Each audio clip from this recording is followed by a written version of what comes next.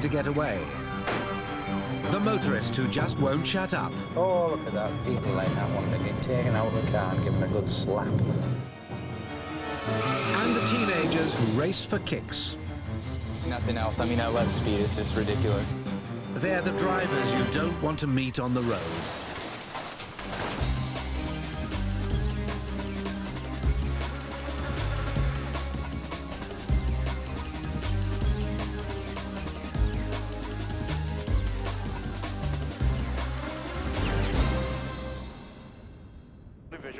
It's New Year's Eve, and while most people are out celebrating, one teenager in Milton Keynes has other ideas about how to spend the night. I stole a car to get to a nightclub that night. Was it a long drive from where you lived? No, not even 5 minutes. So why did you steal the car? Just laziness, couldn't be bothered to walk. Unemployed Paul Kamara has stolen this white Vauxhall Nova. Joyriding since the age of 15, he's never bothered to get a licence. He races through the city centre, driving on 2 flat tyres. What you can see there was the stolen vehicle, which is this one up here, going the wrong way around the roundabout, and these 2 vehicles behind are the traffic vehicles. 19-year-old Kamara recklessly overtakes at over 70 miles an hour. Unable to withstand the pressure, Kamara's burst tyres begin to fly off. They're all falling off. One chunk in particular hit the windscreen of my car. Should it have hit any harder or in another place, then the windscreen could have been smashed. It's just, I thought, I'm going to get caught anyway. I'll just carry on going. It's not going to make much difference, really. That's why I just carried on. Here we go. He then went across the central reservation in the face of oncoming traffic, which represented an extreme danger to the pedestrians and the other vehicles in the vicinity. What you'll see next is the vehicle, in an attempt to get away, go straight through a red traffic light without looking. We've got a red light. It stopped other end. Sorry, carried on other red light. Yes. After 15 minutes, Kamara shows no sign of giving up. The police decide to try one last manoeuvre to trap him. And what an officer attempts to do on the next roundabout, just the other side, is you'll see him throw a nail mat, a stinger across the road, with an attempt to finish off the 2 remaining tyres.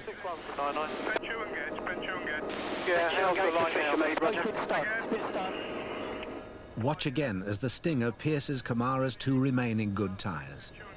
This made the stolen car, become virtually undrivable. The chase is almost over. The uncontrollable Nova slowly draws to a halt. My hands were stinging from the vibration on the steering wheel because I had no tyres, and so I just gave in then. We have a stop.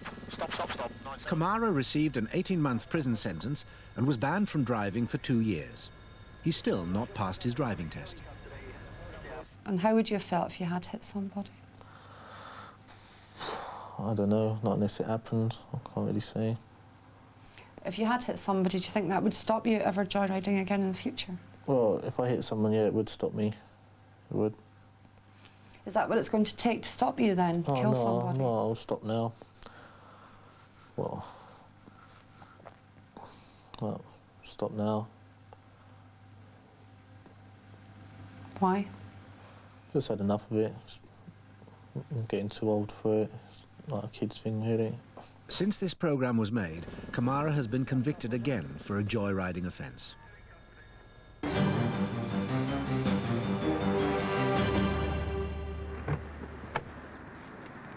There are 500,000 sales reps in Britain. Craig Watt, who sells building materials throughout his native northeast, is one of them. Craig spends an average of 8 hours a day on the road. In his eyes, this makes him an expert behind the wheel. But to everyone else, he's probably the most irritating man on the road. No indicators. I'd have just pulled out on that git. Ignorant bastard.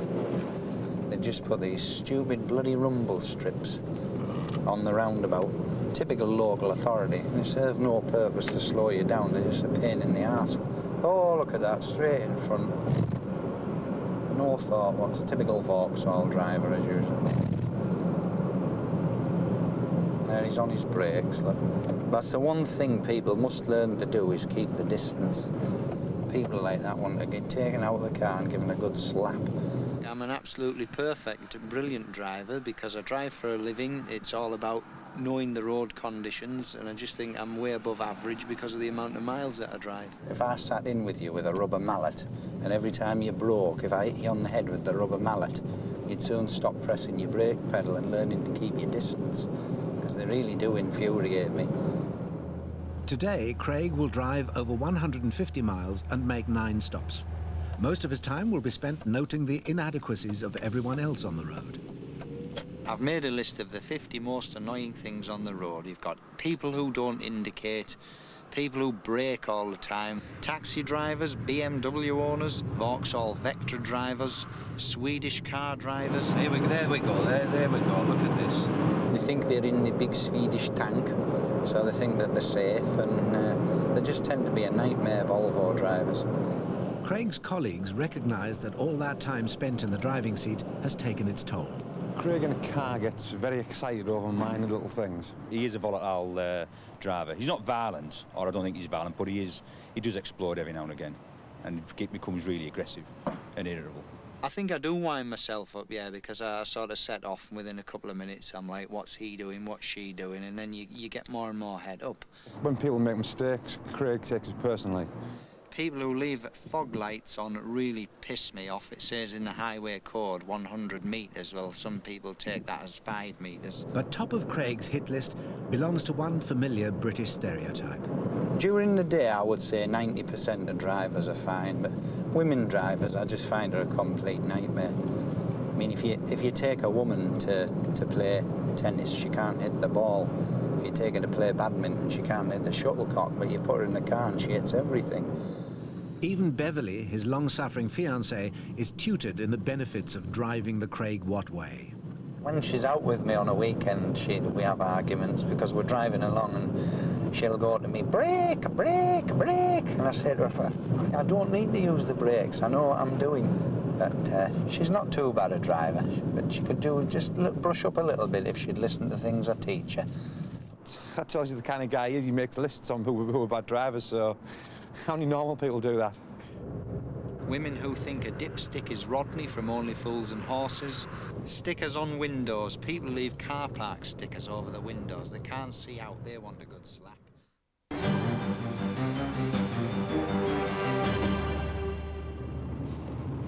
Impatient drivers will often try anything to get ahead. Watch this red car. Incredibly, its driver is happy to cut up a marked police car.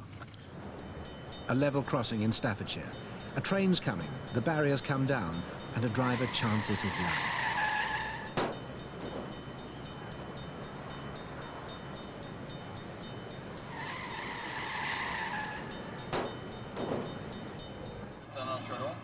There's a junction up ahead.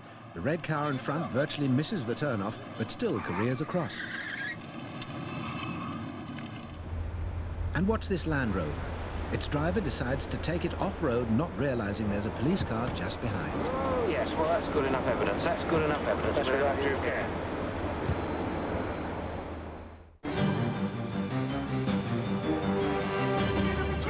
3 a.m. and these two young drivers are about to race head-to-head on a public road. Speeding along at more than 100 miles an hour, it's part of the illegal street racing craze gripping America's youth.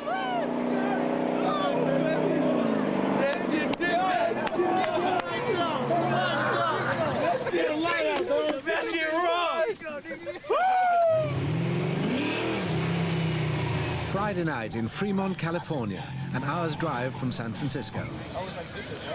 A weekly ritual is underway. Up to 300 drivers rendezvous in a car park just off the freeway. They've come together for a night of illegal street racing. The appeal is the car, the speed, the horsepower. To take a stock car with 100, 130 horsepower and build something that can do close to 200 miles an hour. All of these cars are usually street-driven cars. Driven to work every day, school every day, and then raced on the weekends and out on the streets at night. Got a nice little race tranny in this bad boy. This is your basic 302 can-filled aluminum cylinder heads, 3/4 full-length headers, 70mm throttle body. Guys can spend upwards of $15,000 updating their cars and making them faster, more horsepower, handling better. Got some Mickey Thompson street strip tires on there. It's friends racing friends for the most part. There, of course, are grudge matches and races where one guy will challenge another guy. There are races for money. I've seen races for extreme amounts of money before on the streets. It is illegal to be out doing the racing that we're doing here. There, you can be arrested, you can have tickets written to you, you can have your car impounded, and it's part of the risk.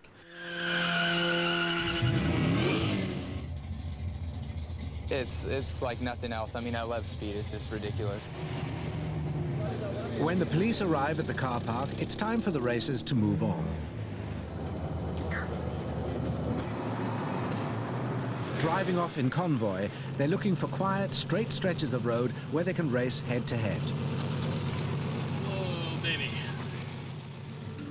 A network of industrial estates line the freeway.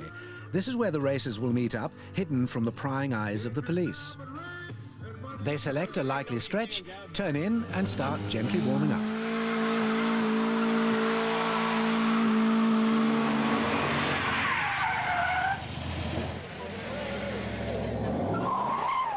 In the last couple of years, street racing has gotten more and more popular. There have been more and more serious accidents. There have been a couple of deaths. I'm friends with a gentleman whose brother is now paraplegic because of street racing, and he was in a very safe car. Everything you do is dangerous. Football is dangerous, swimming can be dangerous. There's risks with everything. Within seconds, the cars can reach speeds of over 100 miles an hour. The industrial parks are quiet, but there's no guarantee they'll be empty. A young lady walked out in the road in the middle of a race, and I believe she got hit at a rate of like probably about 130 miles an hour. Isn't it dangerous? Yeah, that's why it's illegal. Tonight, the risks are highlighted when a truck fully laden with highly inflammable fuel drives right through the start line. But the racing continues.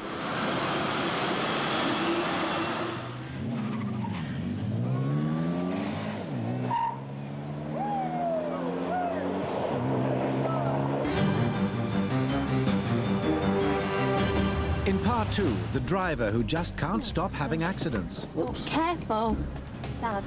Yeah, I saw him. Don't worry. Heck, I was driving this car. And one of California's most wanted is on the run. We might get it. Okay, it does a rollover, Dan.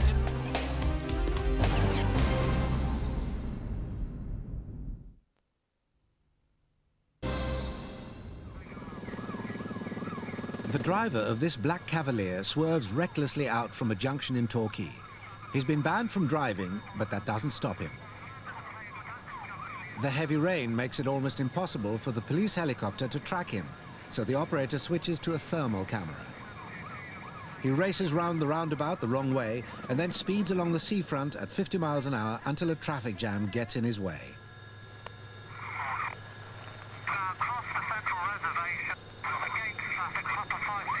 He's crossed the carriageway and dodges the oncoming holiday traffic.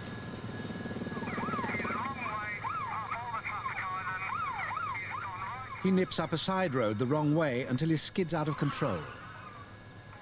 It looks like it's over, but determined not to give up, he recklessly reverses away from the police.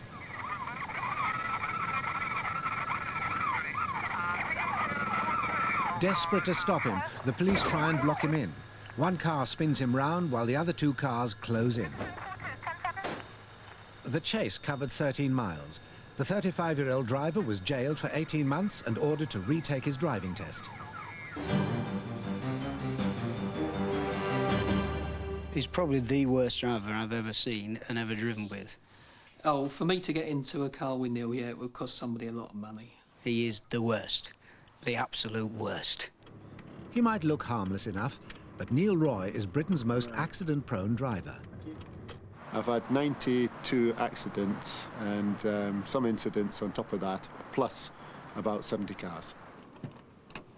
Despite Neil's dubious driving record, his daughter Fiona is still prepared to get in a car with him.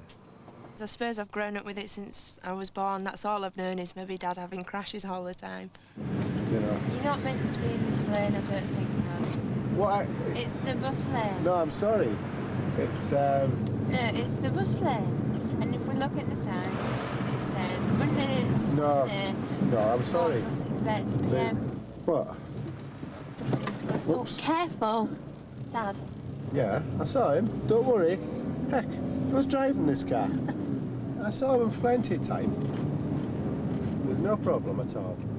Probably the only person to have benefited from Neil's disastrous driving history is local mechanic Terry Watkins. Well, from a point of view of a car salesman and car repairer, I mean, he's the best news anybody could really want. Besides a string of accidents around Britain, Neil has left a trail of devastation behind him in his hometown of Hull. On this one street alone, Neil has had 7 accidents, all within 100 yards of each other. A cyclist came off the pavement right in front of me. I caught him and knocked him over.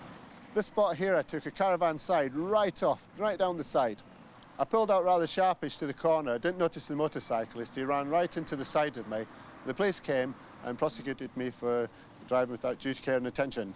One explanation for Neil's behaviour may be his fondness for eating on the move. He was driving along eating a cream cake at the time, and I suppose he does like cream cakes. That's one of his downfalls in life. I'm almost on the direct route of where I had the cream cake accident. I came back up here. I took the second piece of cream cake out. I think he was a bit preoccupied with this cream cake, and he managed to smash into the back of a taxi driver. Unfortunately, adding to that was the fact that he had about 3 tins of emulsion paint in the back, and the tins came from the back to the front, the lids came off, and the whole of the interior of the car was smothered in white emulsion paint. Plus he had the cream cake embedded in his face. I better leave it, I think. In 1979, Neil moved to the Middle East, where he spent 8 years. Oman is a desert country and pretty rugged, but very, very flat, and you could see for miles. And there were only a handful of trees in a certain quarter. And in this particular area, one stump was outstanding, and Neil hit it. Generally, I do feel that I'm a good driver, but and I know my record looks bad, but I do feel that I've been very unlucky on occasions. Where did he come from? Oops. Here's an old chap. Don't knock him over, Dad.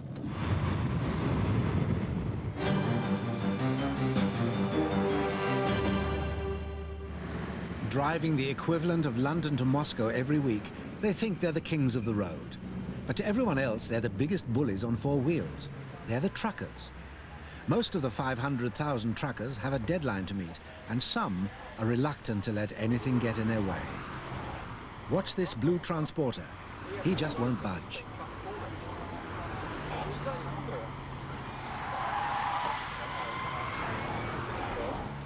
Inside this blue articulated lorry is a driver desperate to get ahead. Should you cut up a trucker, then be warned. They travel in packs, and retribution can be waiting round the next corner. Well, if we're travelling 3, 4, 5 of us together, all chatting away on the CB radio, the guy that's just cut me up might find that a vehicle in front of him pulls out and blocks his passage. He's in front, I'm behind, and another one alongside, and there's nowhere he can go. Then he'll get the message. The communication between drivers is not confined to the CB. A series of hand signals helps warn other drivers of what's up ahead. I told him there's a policeman. He said, thank you very much.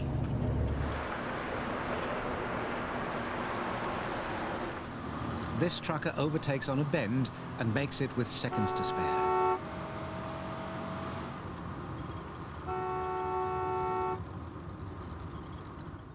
Ultimately, a tracker can always use the size of his wagon to his own advantage. No, I wouldn't consider myself a bully, but there again, I need to go from A to B, the same as everybody else does. But there are occasions when you need to use the size of your vehicle to get where you want to go.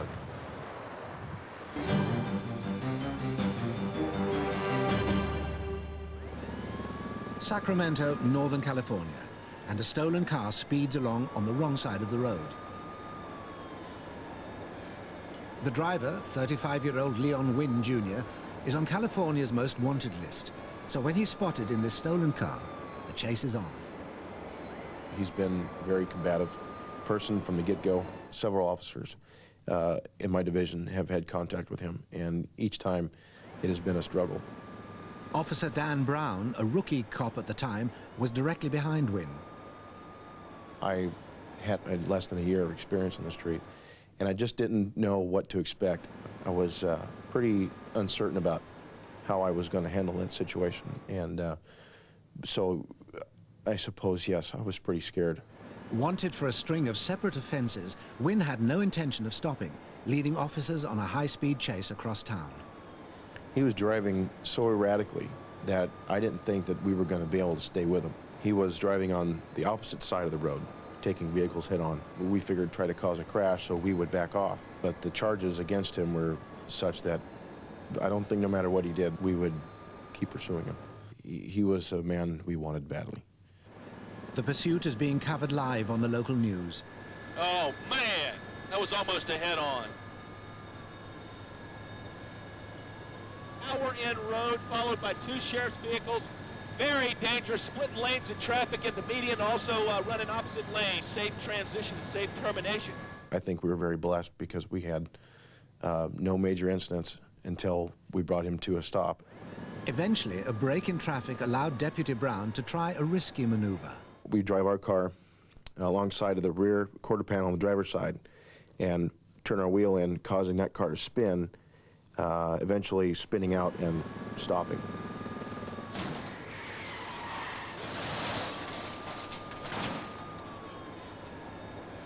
But Wynn isn't ready to give up just yet. When his car came to a stop, he jumped out, started to run again. He was caught before he went too far. He sustained very minor injuries. Matter of fact, there were just superficial cuts and bruises. And he was taken to the Sacramento County Main Jail. He was charged with domestic violence, spousal abuse, kidnapping, attempted kidnapping, stolen vehicle, burglary, assault with a deadly weapon, 2 felony counts of hit and run, and a felony count of evading the police. A total of 10 offences. Wynn is currently awaiting trial in Sacramento County Jail.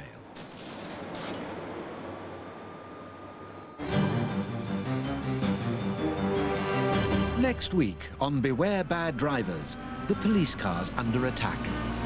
It was disbelief to see that car coming into front of my Panda. We meet Sid Belarski, the most stressed out man on the road. Where not? Sid! Careful Bloody what you nightmare. do. I'm being careful! I'm You're bloody not being nightmare. careful. And the driver who uses an 8-ton truck as a battering ram. We could have been quite easily looking at a murder charge.